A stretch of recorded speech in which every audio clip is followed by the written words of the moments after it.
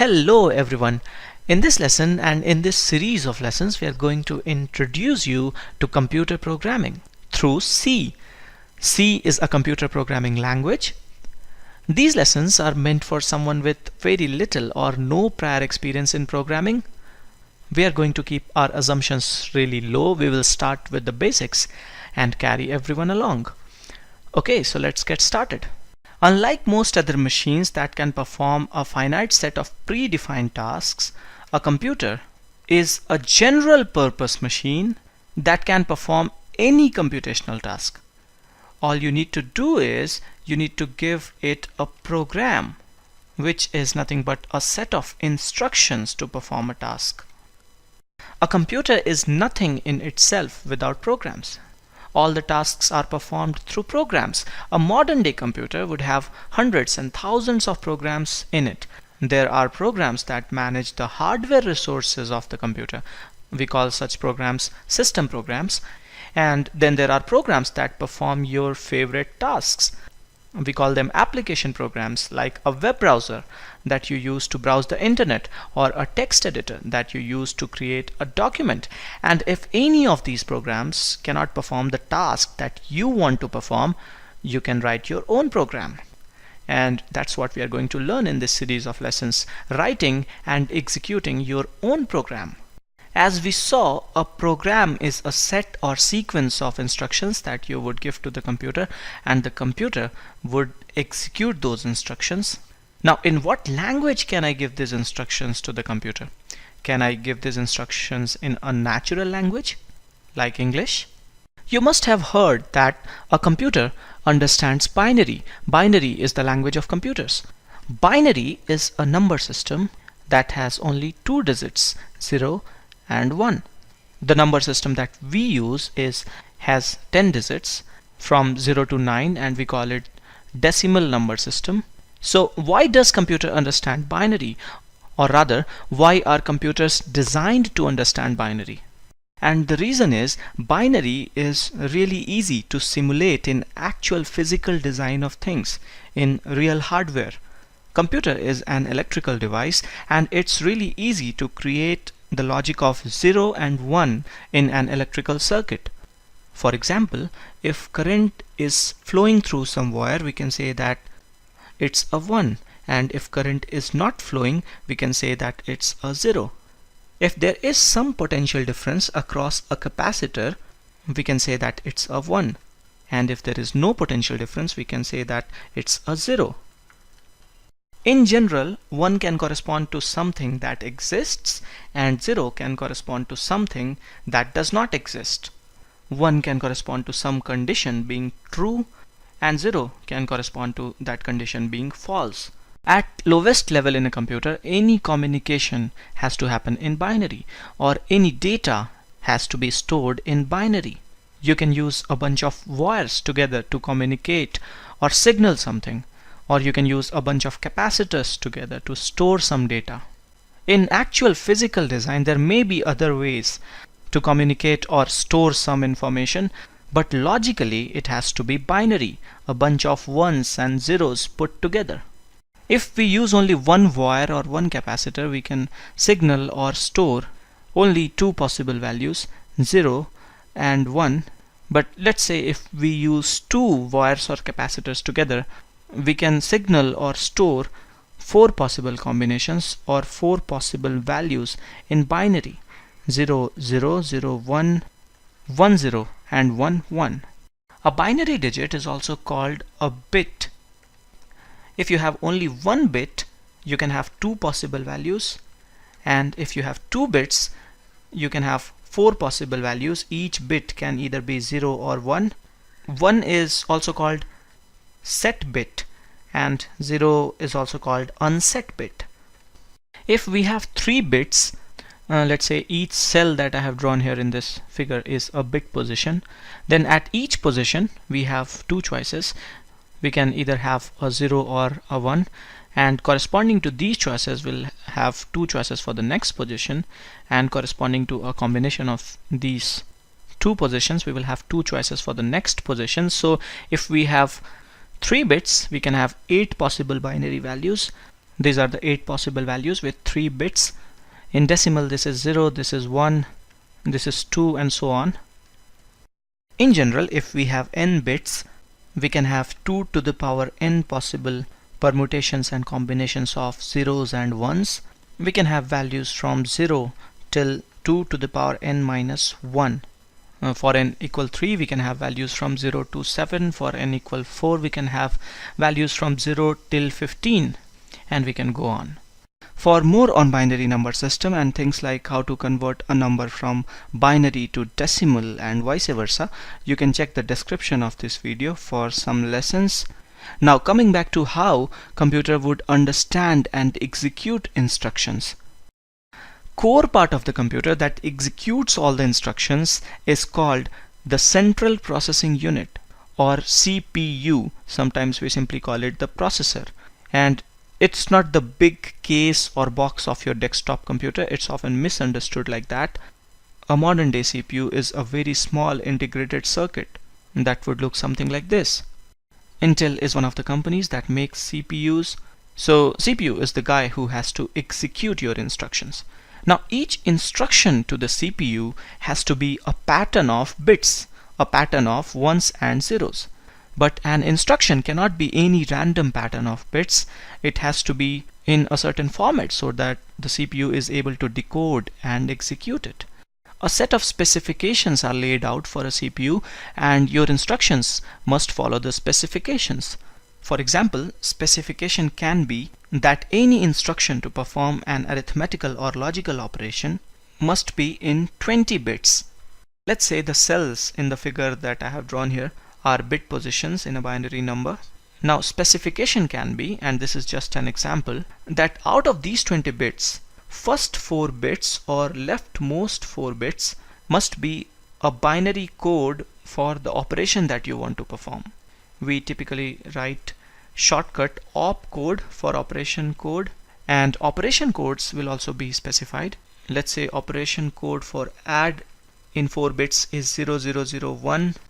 Let's say operation code for subtraction is 0010, and there can be other operations like comparison. Let's say comparison is 0101.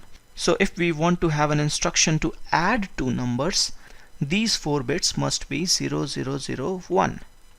And let's say rest of the specification is that the next 8 bits must be the first operand. The numbers upon which you perform operations are called operands. The next 8 bits can be the second operand. Let's say you want instruction to add numbers 4 and 5. Then 4 in binary is 100. Rest of these bits will be 0.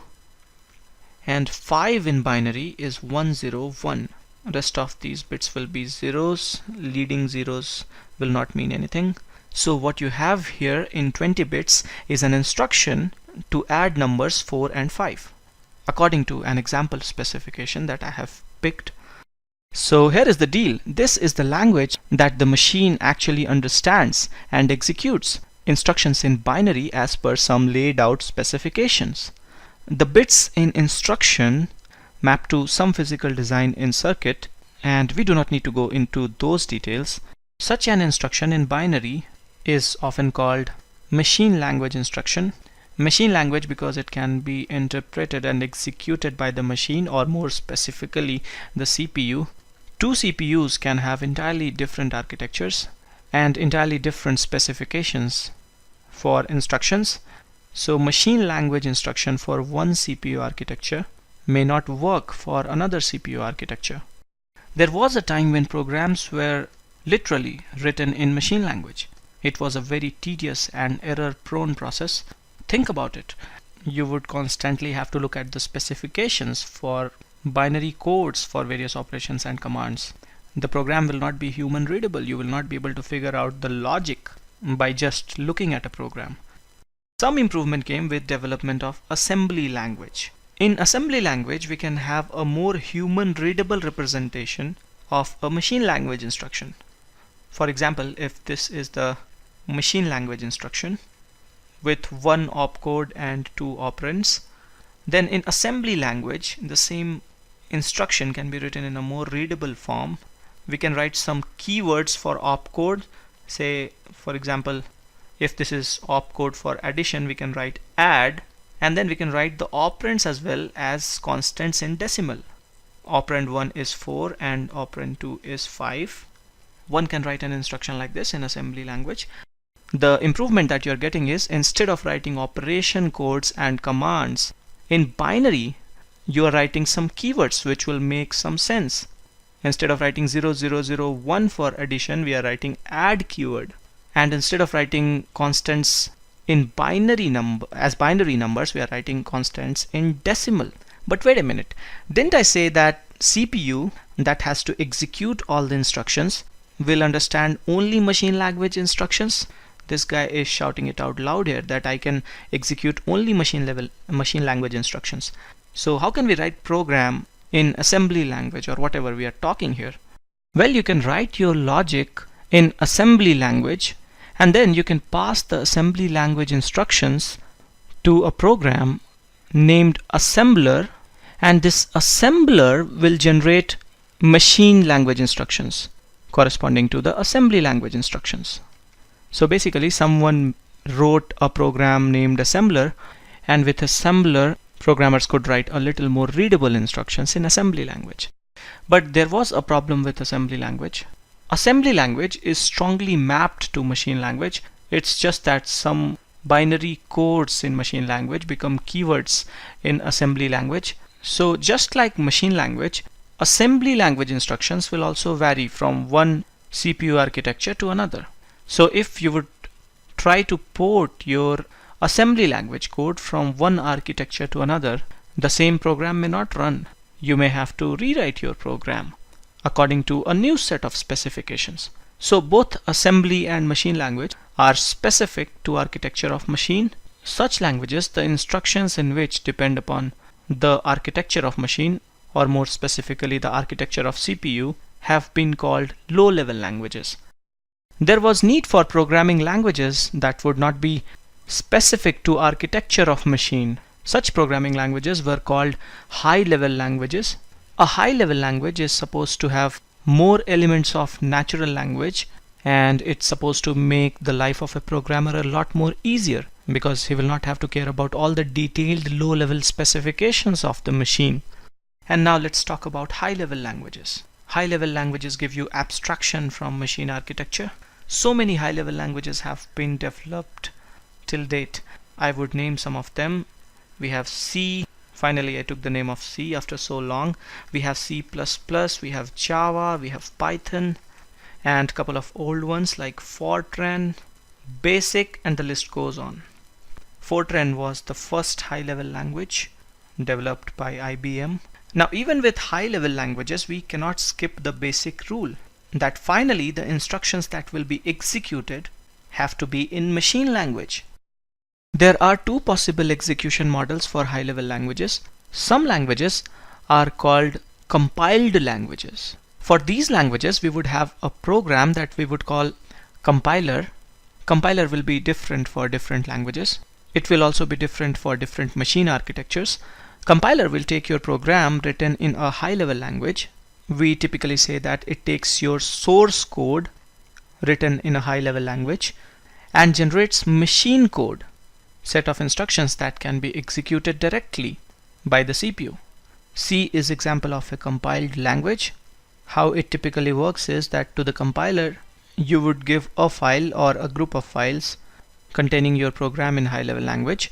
Let's say app.c is the file that will contain your program in C. The compiler will generate another file that will be executable on the machine. Let's say it will create something like app.exe.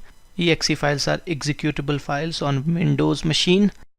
The process of generating executable files from source code written in high-level languages is called compilation. Basically, compiler performs compilation. There is another execution model for high-level languages. Some languages are called interpreted languages. For interpreted languages, we need to use programs that we call interpreters. Unlike compilers, interpreters do not generate executable codes that can be executed separately. An interpreter takes source code in a high-level language, analyzes it, and runs it within itself. No executable file is created. Program is executed within the interpreter. We will not go into the details of how it really happens. Python is an interpreted language. Theoretically, any language can be compiled or interpreted, but practically languages fall into one of these categories. Either they're compiled or interpreted. So there are so many high-level languages, and we are saying that we will learn programming through C. First of all, why there are so many languages and which language is good? Actually, there is no good or bad language. Some languages were written to overcome the limitations in previous languages.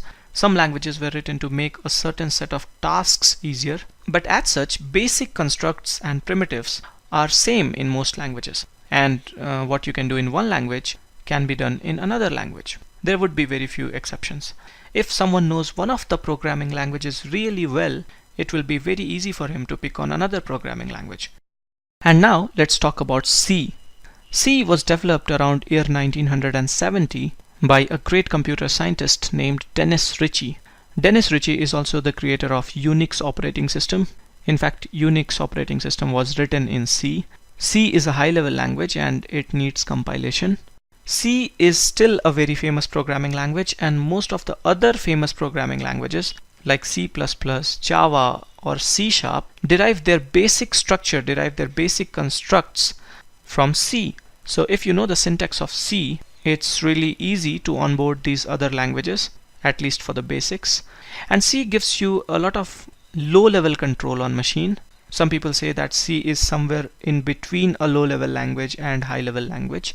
So working with C will give you a lot of insight into computer architecture, and I think it's good for a computer science engineer. So we should be clear, in this series of lessons we are going to learn programming through C. To learn any language, we should learn some vocabulary, some grammar. Basically, we should have some set of rules, some syntax, some semantics. Of course, the rules for a programming language will be much more stricter than rules for a natural language. A programming language cannot be ambiguous like natural language. We will get started with all of these things in our next lesson. We will also write our first C program in next lesson. This is it for this lesson. Thanks for watching.